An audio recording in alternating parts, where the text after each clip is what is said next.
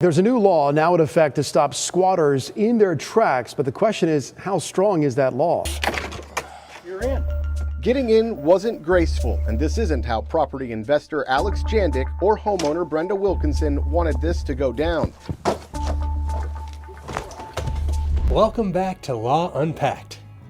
Today we're diving deep into one of the most frustrating problems for property owners: squatters. And what's even better, this is our first episode exploring Florida's new law, a law that was designed to stop squatters in their tracks. So if you own property or you're looking to invest, you're going to want to stick around for this. Imagine you owned a property for years. It's sitting vacant, and while you try to sell it, suddenly a family moves in, but not with your permission. That's exactly what happened to a homeowner in St. Pete. And the squatting issue didn't just affect her property. It could have dragged her into months of legal battles. Today, we'll explore that case, discuss how Florida's new squatting law works, and even see how other states like California are still struggling with this problem. Anybody inside?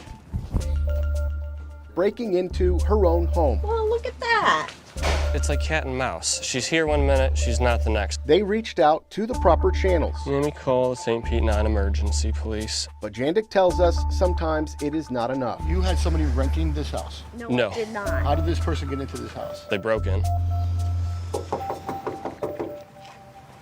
It looks vacant. Is there any way, or what would we need to do to have this not be a civil matter and just have them arrested? Because that's the quick solution. This was the second time St. Petersburg police came out to this home. It has been vacant for years, and it's close to finally getting sold to the bank. It has no electricity, running water, it's bug infested, the floors are rotting, but a family moved in. We'd have to do a lot more research on this. Got it. Sounds like there's a lot of moving parts to it. Here's the situation. This property has been vacant for years. It's in bad shape. No electricity, no running water, the floors are rotting, the pool's basically a pond, and then out of nowhere, a family shows up with a fake lease, claiming they've paid a deposit. Jandick says he was shown a fake lease and a forged signature of the homeowner's son-in-law. Here's his wet signature that I had him send me last night. So if we put those two side by side there, again, I'm no handwriting expert, but damn. Wilkinson telling me she never posted it for rent. I haven't been in this house since '08. The family came with lots of items, a generator because there is no power, cabinets because the kitchen is a disaster area, and boxes of random stuff. These squatters have made themselves comfortable. They brought in a generator for power, cabinets to fix the broken kitchen, and boxes of personal belongings, as if they're settling in for a long stay. And the worst part, without Florida's new law, this could have turned into a legal nightmare for Brenda. What was it like coming in today to look for a squatter? Terrible. You know, I working with Alex and trying to get a deal going here, and I don't need anybody in here. Wilkinson drew this mural for her daughter, who was 13 at the time when they lived here, a faded memory before life and family issues turned this once home into a shell of the past. This might sound extreme, but squatting like this happens more often than you think. Squatters typically target homes that look vacant, and during the pandemic, with eviction moratoriums in place across the country, squatting surged. The moratoriums were meant to protect legitimate renters from being displaced. But squatters took advantage of the system, claiming rights that weren't theirs. And guys, this isn't just a Florida issue. This is still happening all over the country today. Squatting laws have been frustrating property owners for years because the process to remove squatters has typically been slow, involving lengthy court battles, which drag out for months. But here's the thing.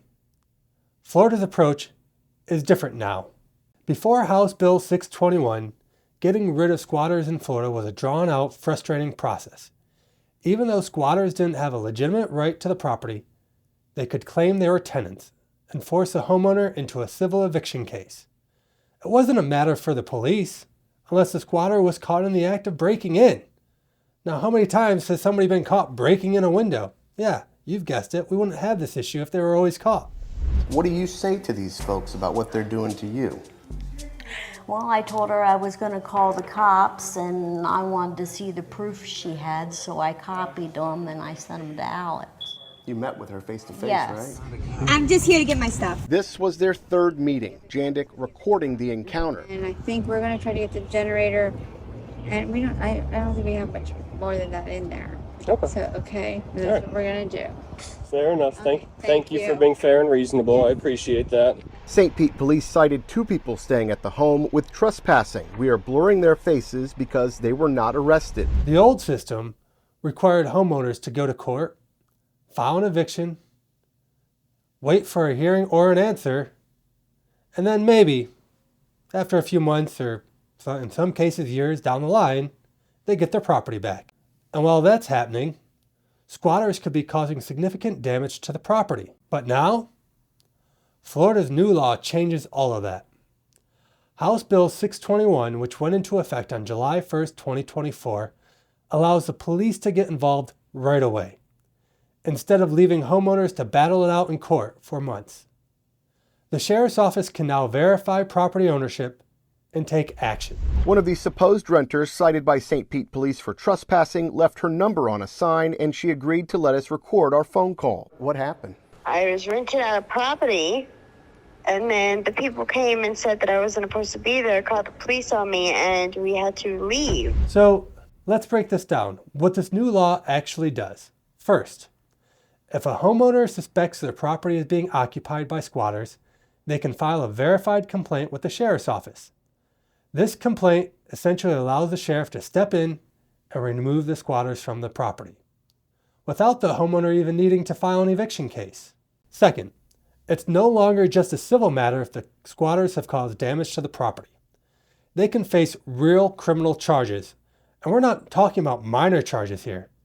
If they cause more than $1,000 in damage, they can be charged with a second-degree felony. A second-degree felony is one of the more serious offenses in Florida's legal system. If convicted, squatters could face up to 15 years in prison, 15 years of probation, and fines as high as $10,000. These aren't minor penalties. They're designed to send a clear message that squatting and damaging someone's property won't be tolerated here in the state of Florida. Think about that for a second. A squatter who moves into your property and damages it could be facing charges on the same level as crimes like aggravated battery or grand theft. Attorney Sean Lopez told me this new law will give homeowners more power to remove people who are potentially squatting. So unlike before, there's actual criminal penalties now that would actually help the landlords in the situation. Let's get into what you can do as a homeowner to protect yourself from this ever happening. Number 1, most of these cases occur with vacant property. So if you have a property that's sitting vacant for any period of time, take steps to protect it.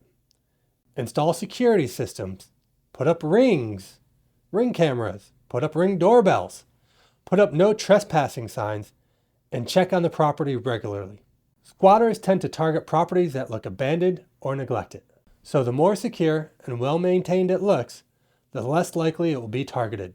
If you do find squatters on your property, Florida's new law allows you to file a verified complaint with the sheriff's office. Before, you would have had to go to court, file an eviction, and wait for months. But with this new law, it becomes a criminal issue.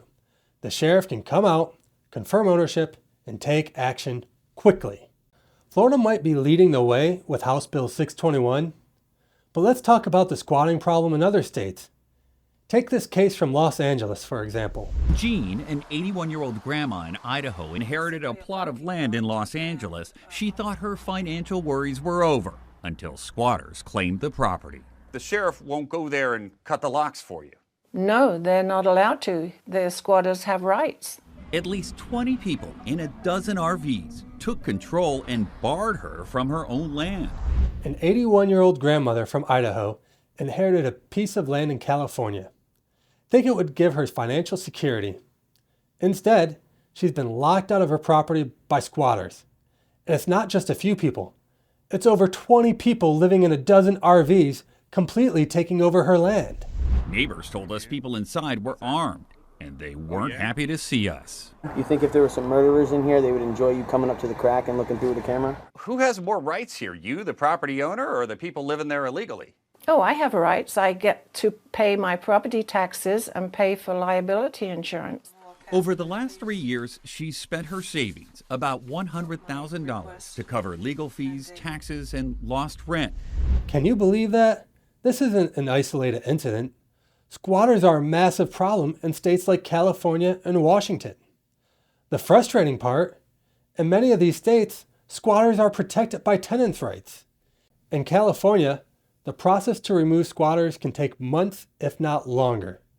The legal system treats these squatters like tenants, which means property owners have to go through a long eviction process, even if the squatters don't have a legitimate claim to the property. This is where Florida's law truly stands out. In states like California, removing squatters can take months, if not longer. And even though these tenants are actually squatters, homeowners like Jean, the 81-year-old woman in California, are stuck in legal limbo while their properties are taken over and in some cases, trashed. See the broken windows there, the graffiti, and someone's been living in this.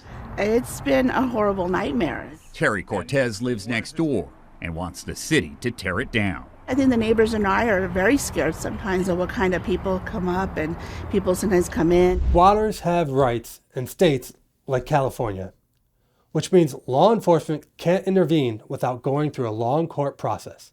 This is what happens when tenant protections are so broad that they protect people who don't have any legitimate claim to their property. So why is Florida's law so much more effective than what we're seeing in places like California? Well, it comes down to enforcement and criminal penalties. In Florida, the law gives law enforcement the power to act quickly. Your home is your castle. Use the law to protect it. Folks, don't forget to like, subscribe, and if you got a squatter problem, give us a call.